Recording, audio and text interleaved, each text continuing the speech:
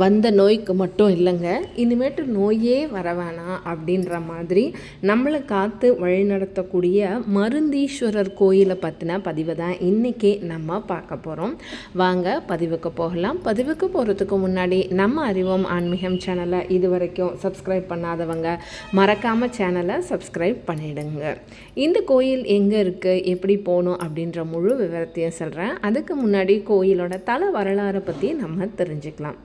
அகத்திய முனிவருக்கு இறைவன் திருமண கோலத்தில் காட்சி தந்து மூலிகைகளோட மருத்துவ குணங்களை உபதேசித்தாருங்க. இதில் இறைவன் மருந்தீஸ்வரர் அப்படின்ற பெயர் பெற்றார். மேலும் காமதேனு தனது சாபத்திலிருந்து விடுபடவும் இத்தலத்தில் சுயம்பு லிங்கத்திற்கு பாலபிஷேகம் செய்து வழிபட்டதாகவும் சொல்லப்படுது ஒன்றுங்க.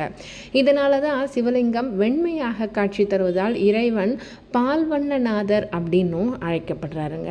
இந்த லிங்கத்தில் காமதேனுவோட குழம்பு வடு அப்படின்றது இன்னும் தென்படுது. அந்த வடு இப்பையும் தென்படுதுங்க. அகஸ்தியர் தென் திசை வந்தபோது பூஜித்த சிவபெருமானின் திருமணத்தை கோல கண்ட தலங்களில் இதுவும் ஒன்று. இதை தாண்டி இன்னும் 5 தலங்களும் இருக்குது. இந்த கோயிலோட கட்டமைப்பு எப்படி இருக்குது அப்படின்னு பார்த்தீங்க அப்படின்னா, கிழக்கில் 7 நிலைகளும் மேற்கில் 5 நிலைகளும் கொண்ட கோபுரங்களுடன் பிரம்மாண்டமாக இருக்குங்க.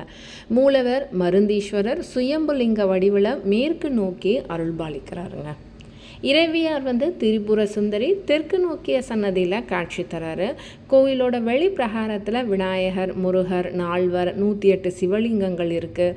பஞ்சலிங்கங்கள், காலபைரவர், கோஷ்டமூர்த்தங்களாக பிரம்மா, துர்க்கை, மகாவிஷ்ணு, தட்சிணாமூர்த்தி இவங்க எல்லாருமே இருக்காங்க. தல விருட்சம் அப்படின்னு பார்த்தீங்க அப்படின்னா வன்னி மரம் வடமேற்கு மூலையில் அமைஞ்சிருக்குங்க. இந்த மரத்தடியில் அகத்தியருக்கு இறைவன் திருமண காட்சி தந்ததாக சொல்லப்படுது. வால்மீகி முனிவருக்கும் இங்கே தனி சன்னதி இருக்குது. இந்த தலத்தில் மற்றொரு சிறப்புங்க, சோழர் காலத்தில் இக்கோயில் பல தானங்களை பெற்றது அப்படின்னு சொல்லப்படுறது. இந்த கோயிலில் எப்பெல்லாம் விழாக்கள் பூஜைகள் அப்படின்னு பார்த்தீங்க அப்படின்னா, பங்குனி மாதம் பிரம்மோற்சவம் இக்கோயிலோட முக்கிய திருவிழாவாக சொல்லப்படுது. 3ஆம் மற்றும் 4ஆம் நாள் பவனி உற்சவம், 9ஆம் நாள் வன்னி மர சேவை, 10ஆம் நாள் தியாகராஜரின் திருக்கல்யாண நடனம், 11ஆம் நாள் வெள்ளியங்கிரி விமான சேவை, இந்த மாதிரி நிறைய சிறப்புகள் இருக்குங்க. சூரியன் இத்தலத்தில் இறைவனை அர்த்த ஜாமத்தில் வழிபட்டதனால கொடியேற்றம் அர்த்த ஜாமத்தில் தாங்க நடைபெறும்.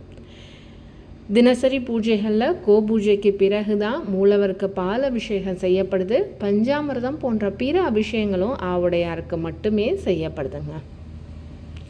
தேவார பாடல்களில் திருஞான சம்பந்தர், திருநாவுக்கரசர் மற்றும் அருணகிரிநாதர் ஆகியோரால் பாடப்பெற்ற இத்தலம் தேவார பாடல்களால் புகழ்பெற்றது அப்படின்னே சொல்லலாங்க.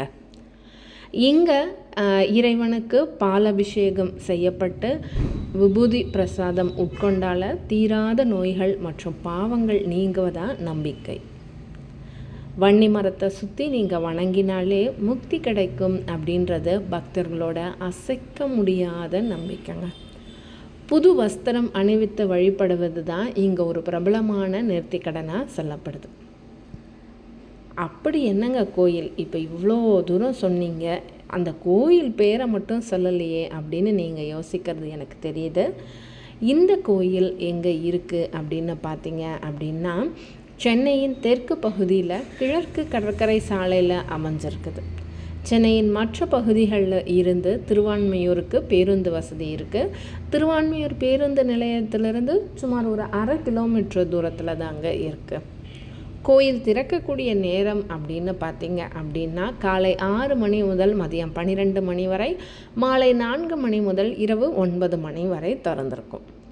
மருந்தீஸ்வரர் கோயில் முகவரின்னு பார்த்தீங்க அப்படின்னா, அருள்மிகு மருந்தீஸ்வரர் திருக்கோயில், மேற்கு குளக்கரை தெரு, திருவான்மையூர், சென்னையில் போய் பார்த்தீங்கன்னாலே கண்டிப்பாக போயிட்டு வரலாங்க. திருவான்மையூர் மருந்தீஸ்வரர் கோயில் ஆன்மீகத்தையும் மருத்துவ மகத்துவத்தையும் இணைத்து பக்தர்களுக்கு அருளும் ஒரு புனித தலமாக இங்கு வழிபடப்படுதுங்க. இங்கே வழிபடுவோர் உடல், மனம், ஆன்மா ஆகிய 3லுமே ஒரு புத்துணர்ச்சி பெறதாக இருக்காங்க அப்படின்னே சொல்லலாம். இங்கு வரக்கூடியவங்களுக்கு கண்டிப்பாக இருக்கக்கூடிய நோயும் தீரும். தீராத நோயில் இருக்கிறவங்களுக்கு கண்டிப்பாக ஒரு விமோச்சனம் இந்த கோயிலுக்கு வந்து ஒரு தடவை இவரை தரிசிச்சிங்கனாலே போதுங்க. கண்டிப்பாக நோய் தீரும். தீராத நோயும் தீரும். இனிமேட்டு நோயும் வராமல் உங்களை பார்த்து பாருங்கள். இந்த கோயிலுக்கு ஒரு முறை மட்டும் சென்றுட்டு வாங்க. கண்டிப்பாக உங்களுக்கு எல்லா பாக்கியத்தையும் மருந்தீஸ்வரர் தருவார். நீண்ட ஆயுளோட பூரண ஆரோக்கியத்தோடு இருக்க மருந்தீஸ்வரர் அருளால் எல்லாரும் சுகமாக இருக்க வாழ்த்துகிறோம். இந்த பதிவு உங்களுக்கு பிடிச்சிருக்கோன்னு நம்புகிறேன். பதிவு பிடிச்சிருந்துச்சுன்னா மறக்காமல் நம்ம அறிவோம் ஆன்மீகம் சேனலை லைக் பண்ணுங்கள், கமெண்ட் பண்ணுங்கள், ஷேர் பண்ணுங்கள். மறக்காமல் சேனலை சப்ஸ்கிரைபும் பண்ணுங்கள். இந்த கோயிலுக்கு ஒரு தடவை போயிட்டு வாங்க. கண்டிப்பாக பூரண ஆரோக்கியத்தோடு இருப்பீங்க. அடுத்த பதிவில் வேறொரு கோயிலை பற்றின முழு தகவலும் சொல்கிறேன். வாழ்க வளமுடன்.